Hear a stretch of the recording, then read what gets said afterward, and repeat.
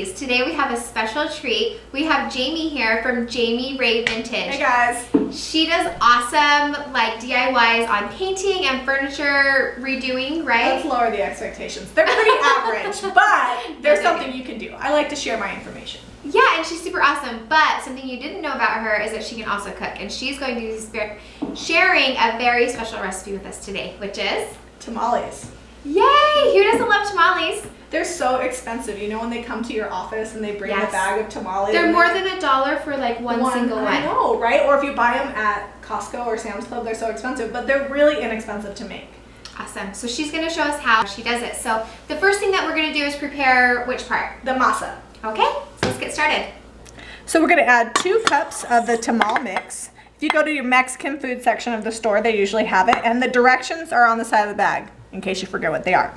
So you're going to add 2 cups of that. You're going to add a teaspoon of salt, and you're going to have a teaspoon of baking powder. I like to season my masa a little bit, so I'm going to add a teaspoon of taco seasoning to my masa. It makes it tasty. Once you have all your dry ingredients in, then you're going to add your wet ingredients. I'm going to mix that together for just a second.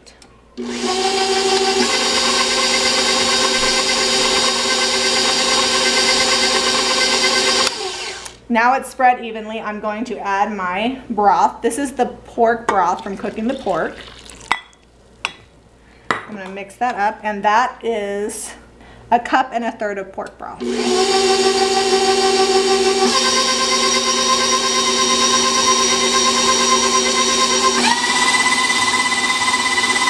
Once the dough comes together and starts sticking, you're going to add your shortening. We have 2/3 cup of shortening. It's kind of sticky there. We're going to mix that all together.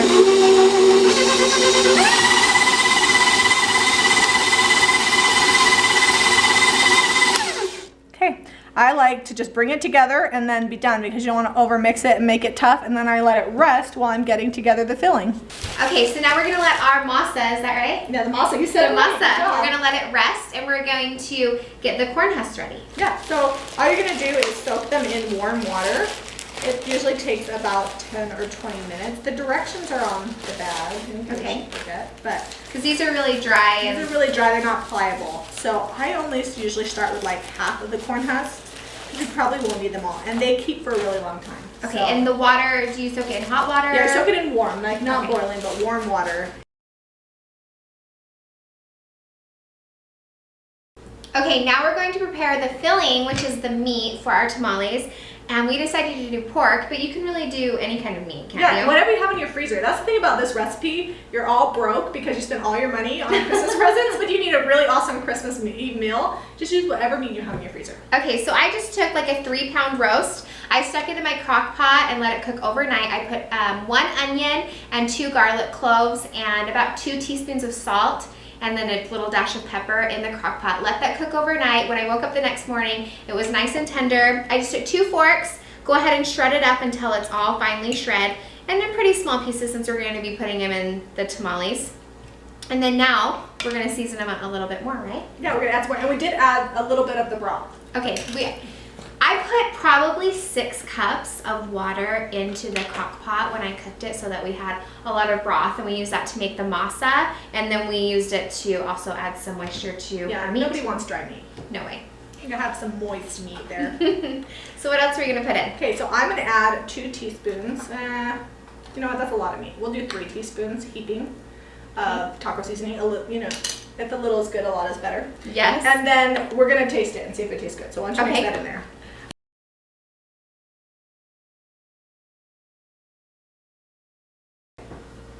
Okay, so here we have our corn husks that we took out of the soaking water. We just kind of shook them off, made sure they were pretty dry. Use paper towels and just kind of like you would dry your hair, just dry the corn husks off so they're not sopping. Perfect. They're like this.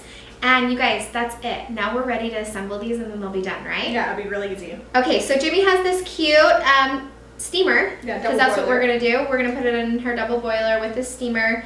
and steam these. But she's gonna show us how to roll them up, right? Yeah. So when I roll them up, I put them directly in here, so I don't have to like waste another thing. So I'm gonna put this at the end of our assembly line. Perfect. And this is something fun you can do with your kids. You know, you kind of get all together, and one person's in charge of one thing and another, and or your mom and your sisters, whoever. So this is my job? This is your job. So you're gonna hand me. Sometimes they're not. Hand me one, and sometimes they're all different sizes. So give me another one. Like a big one and a small? Yeah. You can layer them. If they're nice and big to begin with, don't worry about it. Okay. Makes life easier. Then you're gonna scoop up 2 to 3 tablespoons of mixture, depending on how much of a husk you have. Spread it evenly with your spatula or metal scraper, whatever you got that can spread it evenly. You want your masa to be even so that way you don't have any spots that are over or undercooked. You're gonna make kind of a rectangle shape. And then you're gonna add, I call it a forkful, it's probably about 1.5 tablespoons of meat. I like more masa than meat because the masa is the best part. And then you fold it over and push it down so it's flat so all the masa connects. And you tuck the tail in and put it in your steamer. Okay, we got all of our tamales all rolled up. They're so pretty. They are, they look great, even the ones that I did. You did good, you did good. So now we're ready to steam them. So what are we gonna do for that? I'm gonna put the lid on and stick them in my pot, and then the water's already boiling. I usually get it started while I'm rolling, so that way it's a rolling boil, and you steam them for an hour. Okay, we just stick that on top and steam them for 1 hour. Okay guys, our tamales are all ready. It was that easy. And they look amazing, right? Yeah, I'm getting hungry. Yes, I can smell it. I've been smelling it for the last hour while these steamed, getting so hungry. So here they are, already nice and steamy. You can see the corn husks are like nice and pliable. And what should the masa be like when they're done? Like spongy. Okay. So it's not hard, but not mushy. Yeah, and the meat's already cooked, and so it's just a matter of cooking. Yeah, in about an hour, the masa gets all the way done and it's ready to go. They smell so good, you guys. I hope that you guys can see that this is super easy and super delicious, and we hope that you guys are gonna give it a try, right? Yeah, it's easy.